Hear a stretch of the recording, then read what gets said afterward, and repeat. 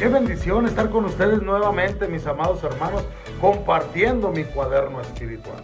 Romanos 8:32 dice: el que no escatimó ni a su propio Hijo, sino que lo entregó por todos nosotros, ¿cómo no nos dará también con él todas las cosas?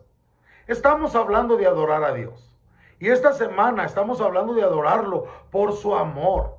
Nuestro pasaje es parte de una sección que comienza en el versículo 31, segunda parte, y termina en el versículo 34.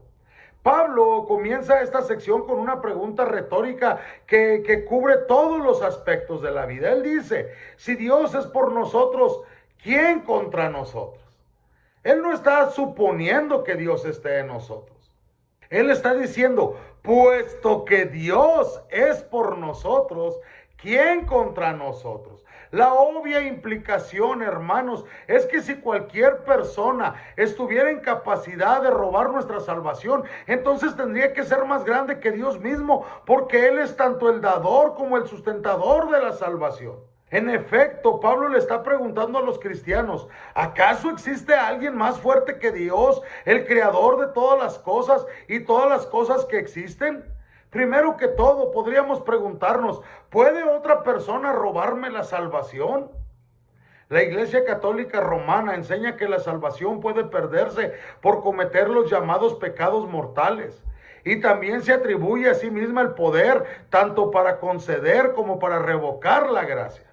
Pero ese tipo de ideas no tienen ningún fundamento en las Escrituras y son completamente heréticas.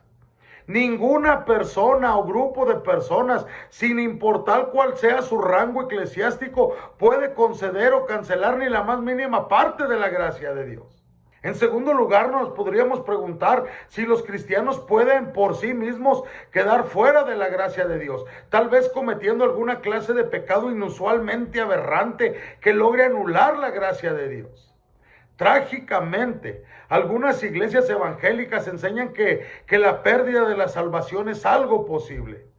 Pero si nosotros desde un principio no fuimos capaces de salvarnos mediante el uso de nuestro poder y nuestros esfuerzos propios, ni de libertarnos del pecado, ni acercarnos a Dios y hacernos hijos suyos por nosotros mismos, ¿cómo es posible que nuestros propios esfuerzos logremos anular la obra de la gracia de Dios que Él ha realizado en nosotros?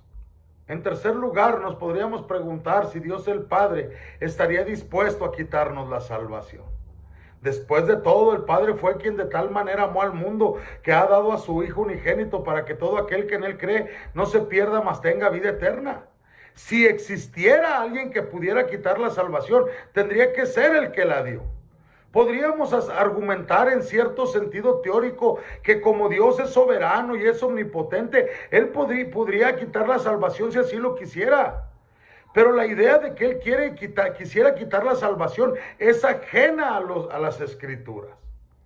Como respuesta a estas insinuaciones, Pablo plantea esta pregunta: el que no escatimó ni a su propio Hijo, sino que lo entregó por todos nosotros, ¿cómo no nos dará también con Él todas las cosas?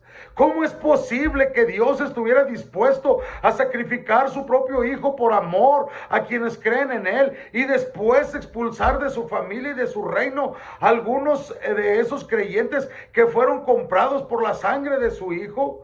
¿Acaso hará Dios menos por los creyentes después de haber sido salvados en comparación a lo que hizo por ellos antes de su salvación? ¿Hará Él menos por sus hijos de lo que hizo por sus enemigos? Si Dios nos amó tanto mientras éramos todavía pecadores perdidos, hasta el punto de entregar a su propio Hijo por todos nosotros, ¿cómo estará Él dispuesto a darnos la espalda después de habernos limpiado de pecado y hacernos justos ante sus ojos? Debido a que el Hijo nos amó tanto mientras todavía estábamos bajo condenación, que Él se dio por nuestros pecados para librarnos del presente siglo malo.